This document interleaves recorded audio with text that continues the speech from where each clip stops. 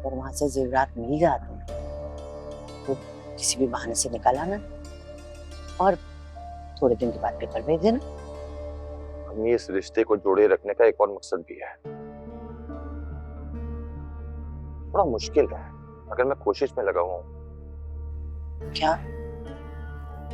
उसकी साबका भाभी मनाहिल, अगर वो मेरे काबू में आ जाती है हमारे वारे निहारे हो जाएंगे। 20-30 करोड़ की मालिक है। 20-30 करोड़ हनान? हाँ अम्मी, वो घर जिसमें वो लोग रहते हैं ना, 5 से 6 करोड़ का घर है। उसके अलावा एक घर और भी है जो कि उससे भी बड़ा और महंगे इलाके में है। 8 से 10 करोड़ का है वो। इसके अलावा दुकानें और प्रॉपर्टी अलग। ये तो वारे निहारे हो जाएंगे हमारे। सोचें अम्मी कि मेरे काबू में आ जाए एक बार, वारे निहारे हो जाएंगे हमारे अम्मी।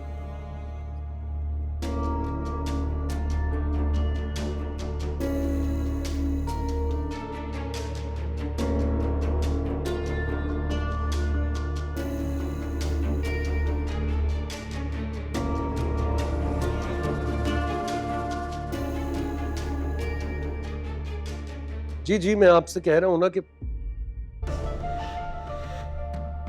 माँ, माँ क्या हुआ आपको? माँ, उफ, माँ आपने मेरी जान निकाल दी थी। कुछ नहीं हुआ मुझे वलीद, मैं बिल्कुल ठीक।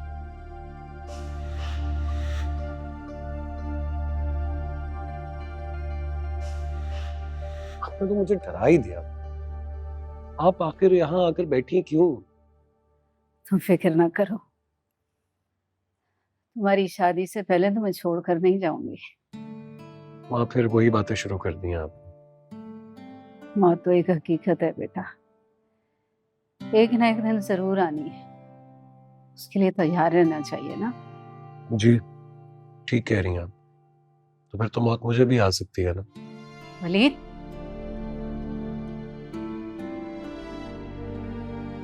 खबरदार जो आइंदा ऐसी बात तुमने की तो अल्लाह तुम्हें मेरी जिंदगी भी दे दे जो भी बची है।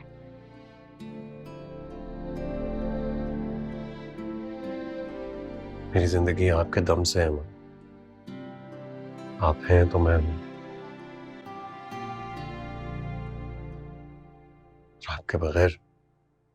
आपके बगैर मुझे ये जिंदगी एक लम्हे के लिए भी नहीं चाहिए। अल्लाह तुम्हें 100 साल की जिंदगी दे, खुशियों भरी जिंदगी दे। मेरे बच्चे, तुमने अभी देखा ही क्या है, मैं तो अपनी जिंदगी जी चुकी। और बेटा, माँ बाप हमेशा साथ नहीं रहते, एक ना एक दिन तो चले जाते। इस हकीकत के लिए हमेशा तैयार रहना चाहिए। माँ प्लीज मत करें मुझसे ऐसी बातें। मुझे नहीं सुनना ऐसा कोई भी सच। चले नहीं करती मैं ऐसी बातें। ये बताओ, मनाहिल का फोन आया था? नहीं, उसका फोन नहीं आया था। मैंने किया था मनाहिल को फोन, लेकिन सबा की कॉल आई थी। अच्छा, क्या कहा है सबा ने? आपके बारे में पूछ रही थी। मैंने आपकी तबीयत के बारे में बता दिया तो कह रही थी कि मैं खाला अम्मी को बता दूंगी। बस? जी, कहने लगी अभी आप परेशान होंगे तो मैं बाद में कॉल कर लूंगी।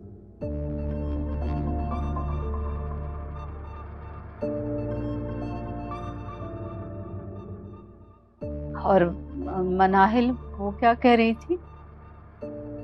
नाहिल नाहिल परेशान हो रही थी, हॉस्पिटल आने की जिद भी कर रही थी, लेकिन मैंने उसे मना कर दिया।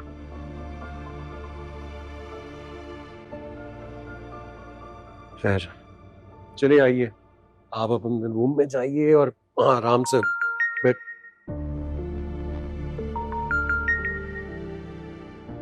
मनाहिल की कॉल आ रही। हेलो, बहुत लंबी उम्र है तुम्हारी, अभी माँ से तुम्हारा ही जिक्र कर रहा था। आंटी कैसी हैं? आ गई हॉस्पिटल से? हाँ, माशाल्लाह तबीयत बहुत बेहतर है। हॉस्पिटल से तो ले आया था, ये खुद बात कर लो तुम।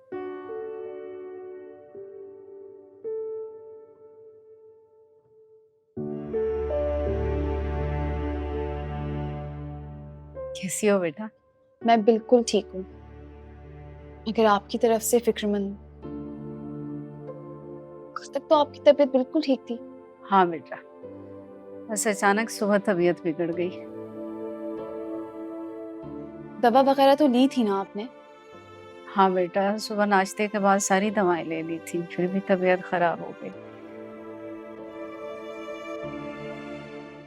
और वलीद सारी दवाएं खुद ही देता है, किसी पर भरोसा नहीं करता सिवाय तुम्हारे।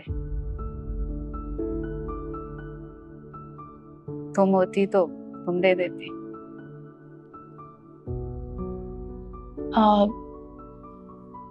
अब तबीयत तो ठीक है ना आपकी? अल्लाह का शुक्र है। तुम कल आ जाना ना, तो मैं बिल्कुल ठीक हो जाऊंगी। जी इंशाल्लाह जरूर। आंटी, सबा ने रिप्लाई किया? हाँ, उसका आज फोन आया था, लेकिन मैं हॉस्पिटल में थी। कल करूंगी उसे फोन। जी, कल जरूर कर लीजिएगा। मैं कल आके फिर वो ऑर्डर भी कर दूंगी।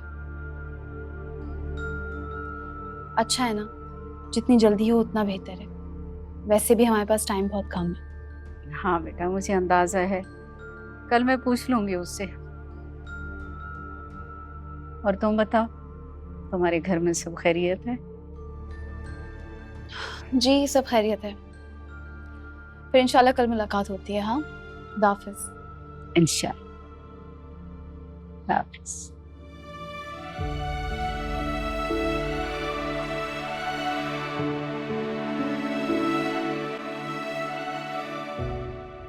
अब चले कमरे में आपके? हाँ चलो। आ जाइए, ध्यान से, ध्यान से आ जाइए।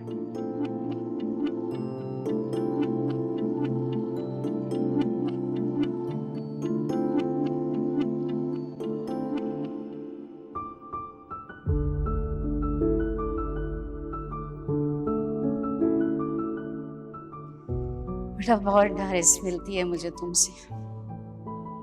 अगर मेरी बेटी होती ना, बिल्कुल तुम्हारे जैसी होती। तो मैं आपकी बेटी तो हूँ।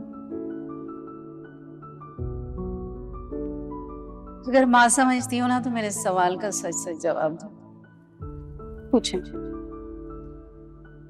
शादी क्यों नहीं करती?